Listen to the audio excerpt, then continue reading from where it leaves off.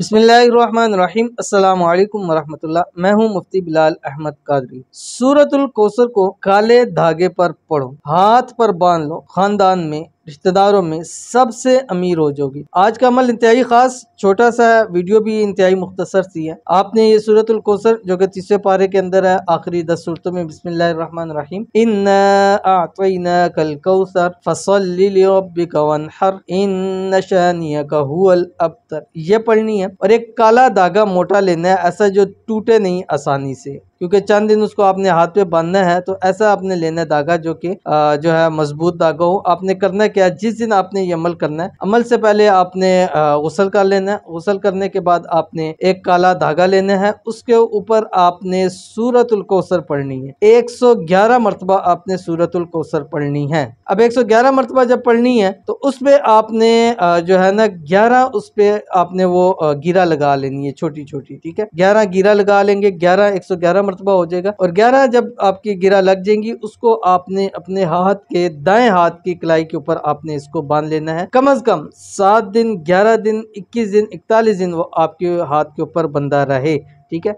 और ये अमल आपने किस वक्त करना है, आपने इस अमल को रात सोते वक्त कर सकते हैं, और दूसरा मगरिब की नमाज के बाद कर सकते हैं, और तीसरा फजर के बाद आप कर सकते हैं। उसके बाद फिर जितने दिन आप ये अमल करेंगे, जब तक आपके हाथ कलाई के ऊपर धागा बंधा हुआ है, मगरिब की नमाज के बाद 79 मरतबा सूरतुल कौसर पढ़कर उस पर दम कर देना है। इस अमल की आपको इजाजत भी दे रहा हूँ। इजाजत के लिए आपने कमेंट के अंदर आमीन जरूर लिखना है। और दूसरी बात यह है कि जिस वक्त आप सूरतुल कौसर पढ़ेंगे, अव्वल आखिर आपने ताक आदात के अंदर दुरूद शरीफ जरूर पढ़ना है, ठीक है। 3, 5, 7, 9, 11 अगर दुरूद इब्राहिमी पढ़ेंगे तो इंशाअल्लाह अज़ीज़ आपको बहुत ज्यादा फायदा होगा। तो कुछ अरसा इस अमल को लाजमी कीजिएगा, कुछ अरसा लाजमी कीजिए, इंशाअल्लाह अज़ीज़ आपको बहुत इसका फायदा होगा। मिलते हैं इंशाअल्लाह अज़ीज़ किसी अच्छी नेक्स्ट वीडियो के अंदर। तब तक के लिए अल्लाह हाफिज।